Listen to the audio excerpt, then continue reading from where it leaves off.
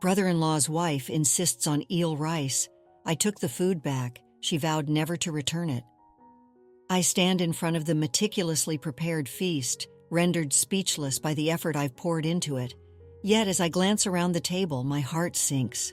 Why would Megan, my esteemed brother-in-law's wife, be so mercilessly cold towards me?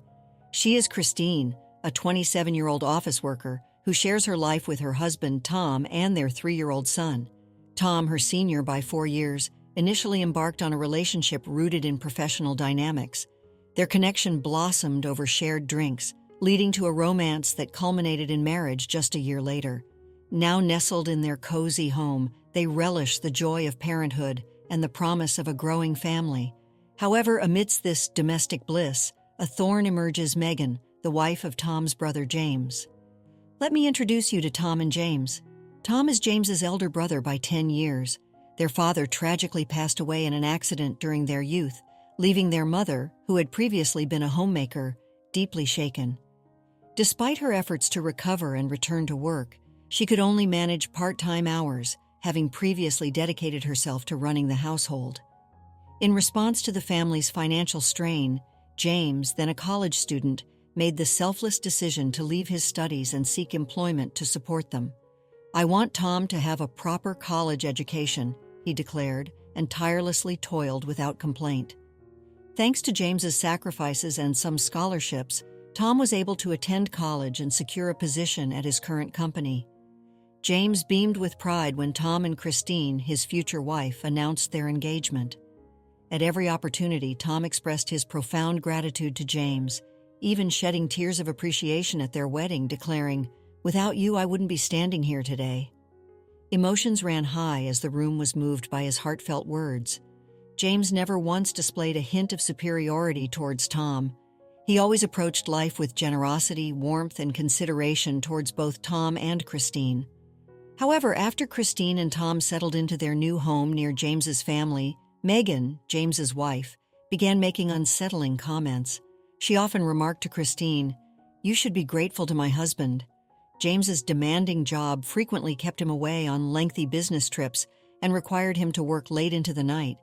On these occasions, Megan would invariably show up at Christine and Tom's doorstep without warning. Living just a short walk away, James and Megan would bring their children over for dinner and baths, leaving Christine to tend to them before returning home ready for bed.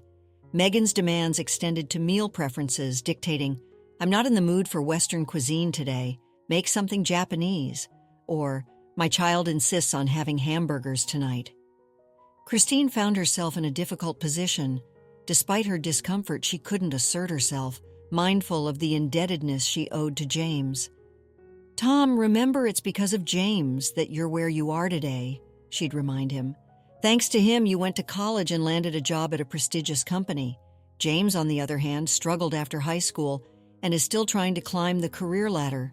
If only he had gone to college, things would be different for him. That's why we're in a new house while they're in an older one. You owe him for all he's done for us." Megan would often remind Tom, leaving him speechless and unable to refute her claims.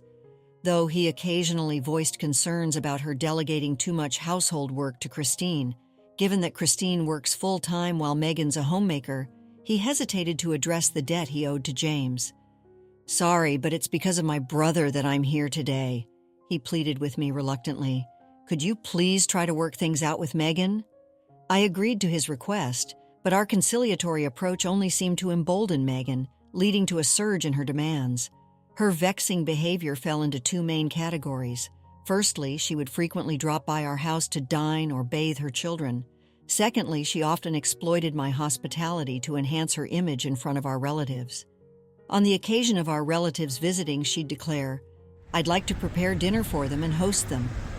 Initially, I assumed I would also get the chance to socialize with my own family. Yet after I finished cooking, she promptly ushered me out, insisting, "Our relatives will be arriving soon, so it's best if you leave later." I overheard Megan and our relatives praising her culinary skills, crediting her with all the cooking. This scenario repeated itself each time Megan invited relatives over. I would cook, be sent home, foot the bill for ingredients, and Megan would take all the credit without even lifting a finger to help. Moreover, I was always tasked with arranging mid-year gifts and thank you presents for James's bosses and relatives who had supported him. These gifts were invariably sent under Megan's name, with her dictating instructions to me on what to do at every family gathering. James's superiors and relatives would commend Megan for being such a devoted and accomplished wife, often telling me, "You should learn from her, Christine." I lost count of how many times I heard that refrain. I swallowed my frustration and calmly said, "Tom and I are the ones preparing these gifts. We're willing to do it, but you need to cover the costs. We have our obligations to send mid-year and year-end gifts, and it's becoming too expensive for us." Megan dismissed my concerns, retorting, "That's nothing compared to what James sacrificed. He paid for your tuition and living expenses. Tom, are you seriously complaining about the cost of a few gifts?" Turning to me, she accused, "You know, James gets praised because of the effort I put into these things. That's part of repaying James's kindness, isn't it? A wife who doesn't help her husband repay such a debt is the worst. Plus, it's I who keep track of the timing for these gifts. You won't forget them either." Megan often exploited James's favor towards Tom to impose her demands on us. We were responsible for all seasonal letters, New Year's cards, and mid-year and year-end gifts. Whenever anything went wrong, she would say, "Tom owes his success to James," as if it were a cliché. She would also say things like, "You should consult us if you want to take on such tasks," without offering any guidance. I felt humiliated as I tallied up the expenses for each month and every event. Then came the breaking point. Megan requested that I prepare a meal for about 20 of our relatives for a summer gathering at her house. Typically, our relatives gather at the home of a more senior family member during summer and New Year's events. However, Megan insisted, "Please come to our house."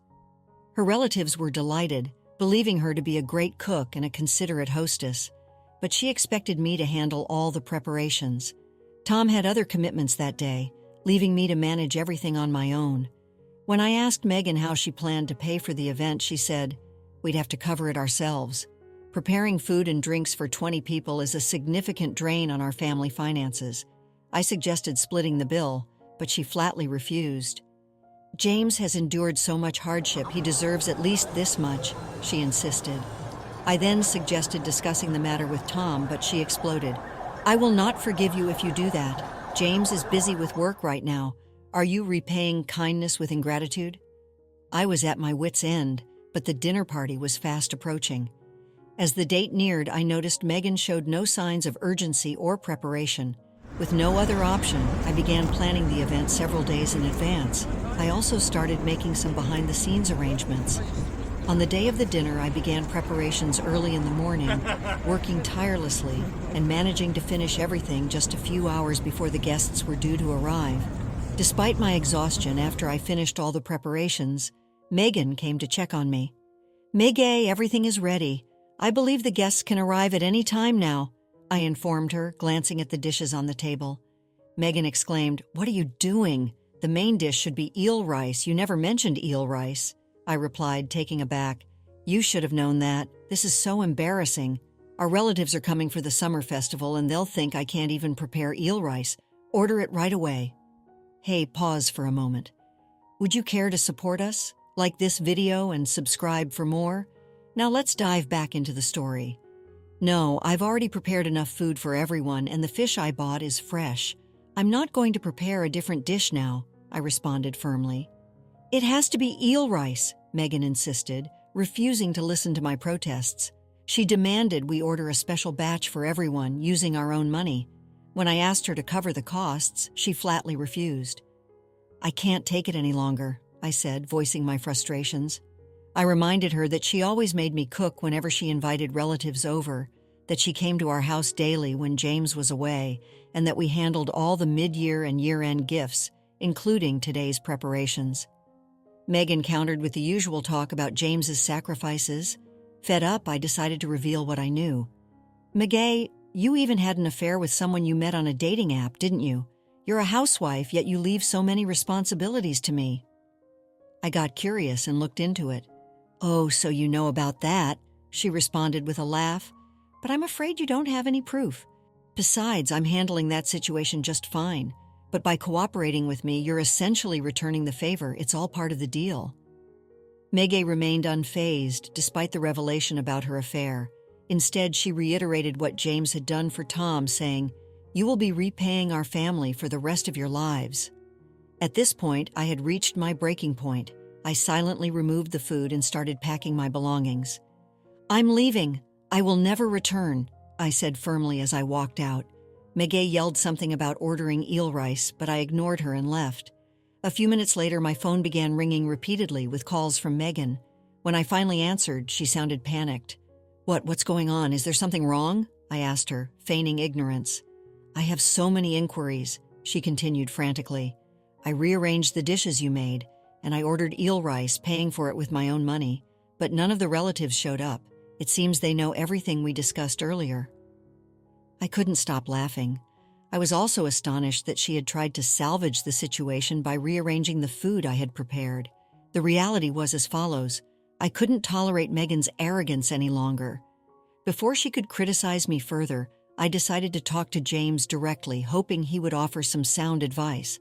I believed that James, unlike Megan, wouldn't hold their past support over my head. When I explained the situation to James, he seemed skeptical. He had always seen Megan as the perfect wife who made a good impression on her relatives. She presented herself as their ideal partner, preparing hot meals with a smile for James when he returned from work, meals that often came from our kitchen.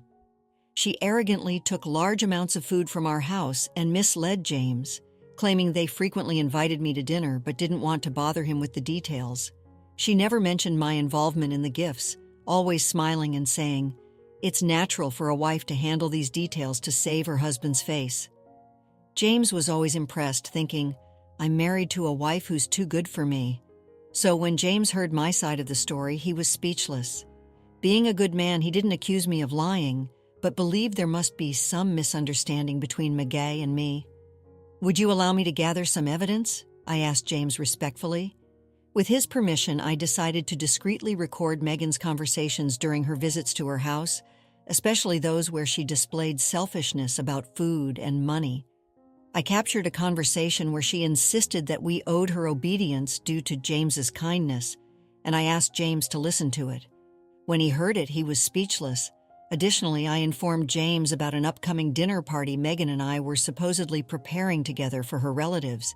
With his consent, I recorded everything from the moment I started preparing the meal to Megan's outbursts about using my money to order eel rice and her admission of the affair.